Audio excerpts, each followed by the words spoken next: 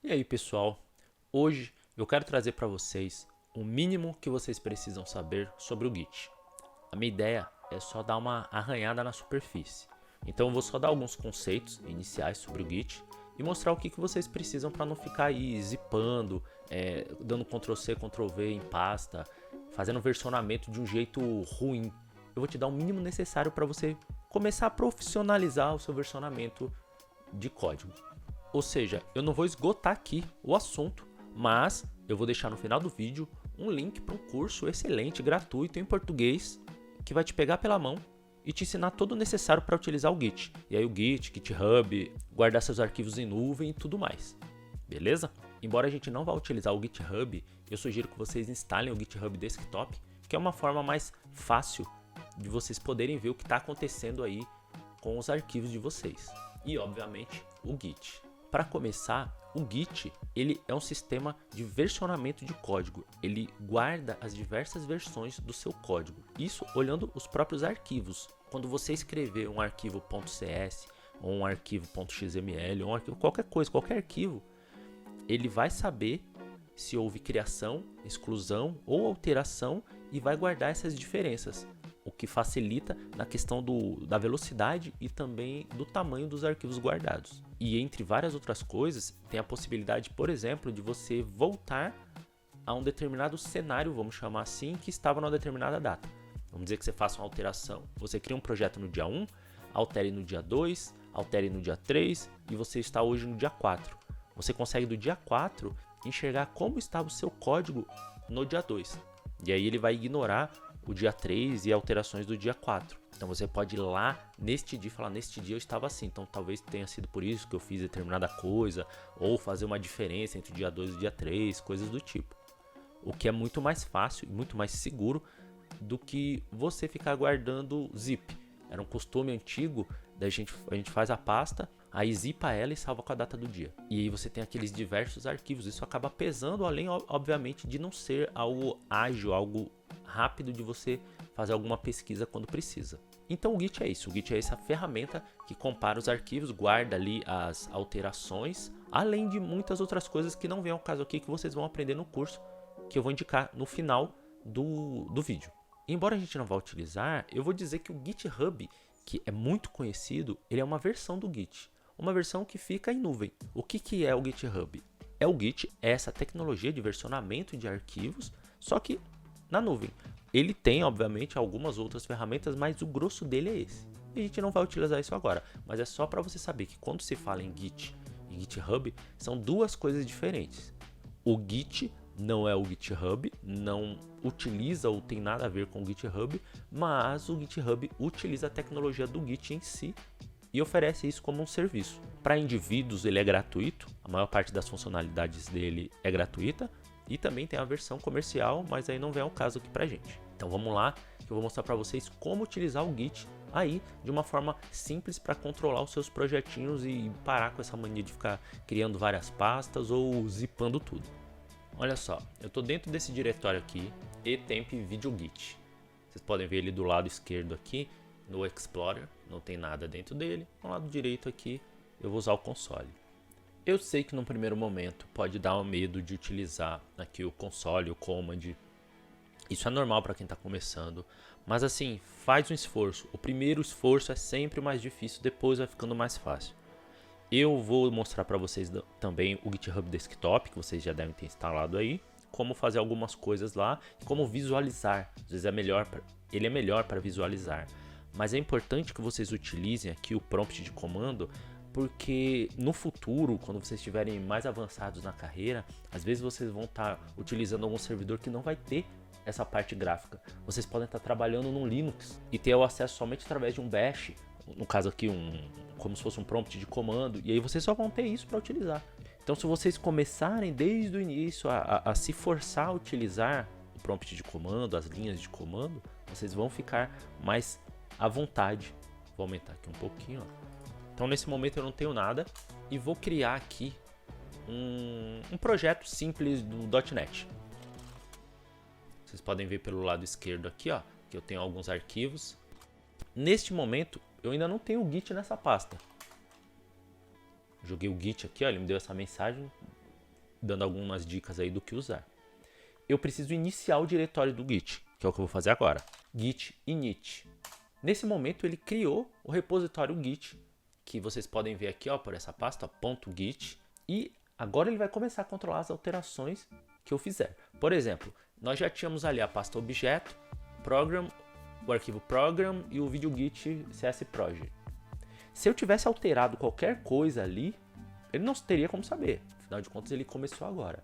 E mesmo agora, eu preciso informar para ele que arquivos eu quero que ele comece a olhar. Olha só. Git status. Ele vai me dar o status atual. Então ele está dizendo aqui, ó, que a gente está na branch inicial, não tem commits e que tem esses arquivos aqui, mas eles estão untracked, ou seja, ele não está olhando para esses arquivos. Se eu fizer qualquer alteração nesses arquivos, para ele tanto faz. O que eu preciso fazer nesse momento é avisar para o Git, olha, começa a olhar esses arquivos. Só que aí a gente tem algumas questões.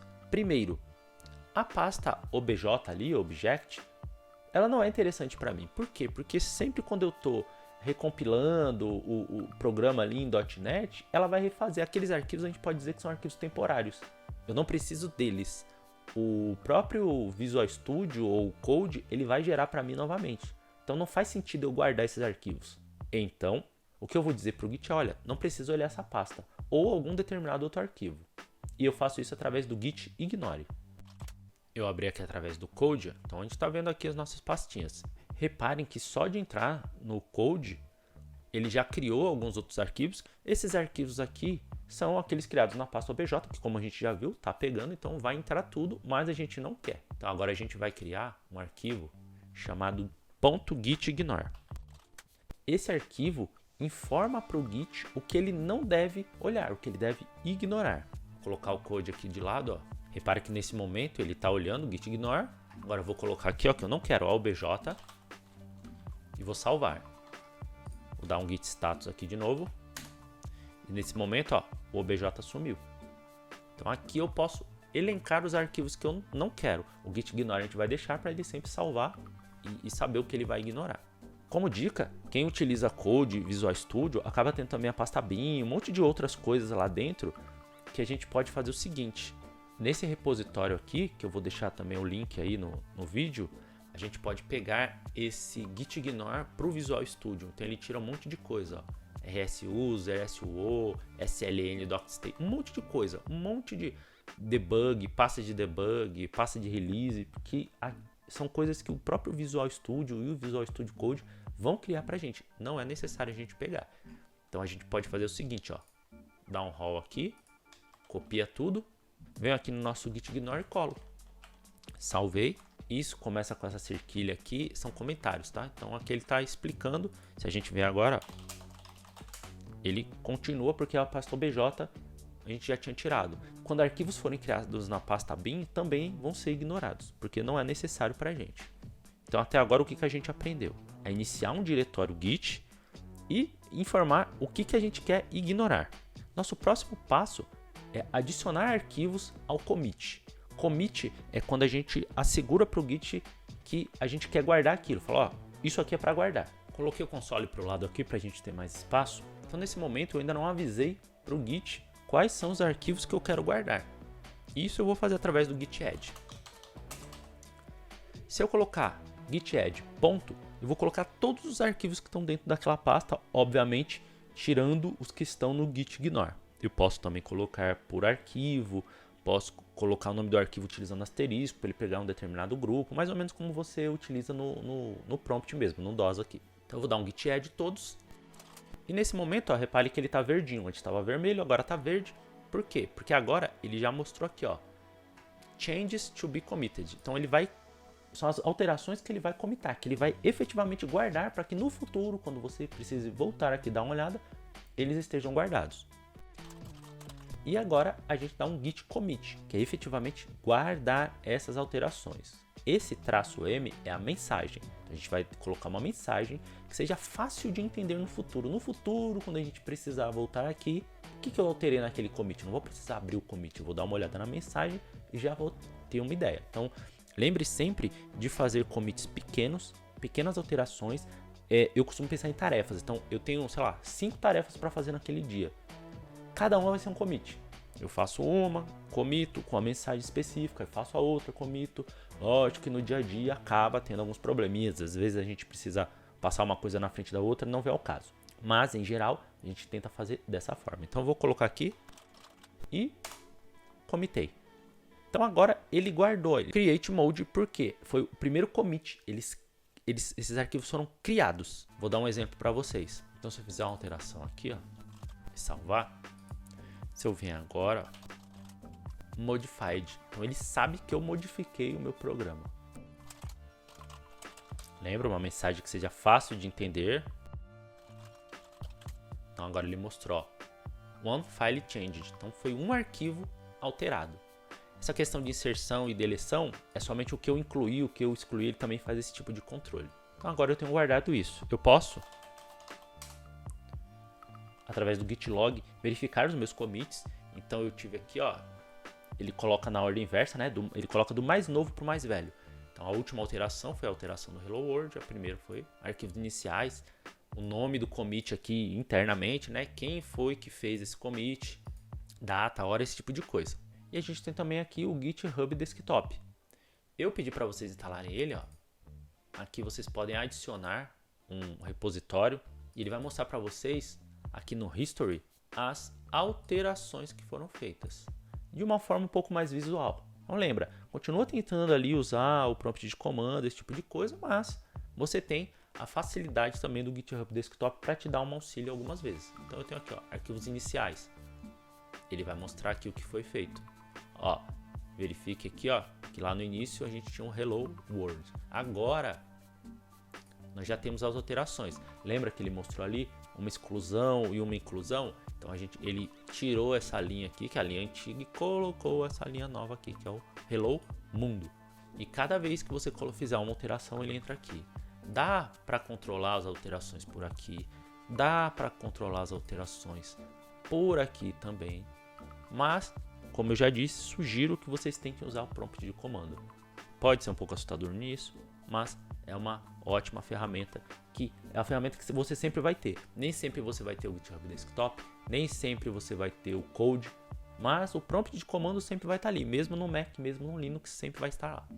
Então, antes de falar sobre o curso gratuito e o resumo do que a gente aprendeu hoje, eu peço que, se gostou do vídeo, deixa um like, se inscreve no canal, manda esse vídeo para alguém que está começando aí. É uma parte bem inicial, mas é uma parte muito interessante para quem está acostumado a ficar fazendo zip, colocando, sei lá, versão 1, versão 2, versão 3, versão 3 final, versão final agora vai, que é o tipo de coisa que se faz e no longo prazo é danoso, porque aí você não sabe o que estava na versão 1, o que estava na versão 2, qual era a diferença entre os dois, que o Git dá pra gente de forma muito mais simples, tá? E o curso que eu tenho para indicar é esse aqui, Git Contribuições para Projetos Open Source. Ele é gratuito, do Bruno Orlandi, muito bom, eu já fiz esse curso, é muito legal. Ele inclusive ele te leva ao ponto de você fazer uma contribuição para um projetinho open source que é do próprio Bruno, né? Somente para você fixar o que você aprendeu, mas ele te dá todos os passos, não só do Git, mas agora também do GitHub. Então aqui você vai aprender a usar o GitHub na prática, vai colocar os seus arquivos na nuvem, repositórios privados ou públicos, isso tanto faz, mas ele vai ensinar isso para vocês. A didática dele é excelente, é um curso rápido, é um curso aí menos de 4 horas você resolve, e o grosso mesmo do curso é ainda menor, que é o que você realmente vai precisar no dia a dia, que parte foi o que eu expliquei, e uma outra parte de você enviar esses arquivos e recuperar eles da nuvem, beleza? Então, para resumir, hoje eu arranhei ali a superfície do Git, mostrei para vocês como iniciar um diretório Git, como adicionar e comitar, ou seja, guardar as alterações que você faz, para que num futuro, com algum problema, você tenha um backup disso e possa recuperar essas informações de forma mais prática. Indiquei também para vocês o curso aqui do Bruno Orlandi, tenho certeza que vocês vão gostar, o curso é excelente e vejo vocês no próximo código.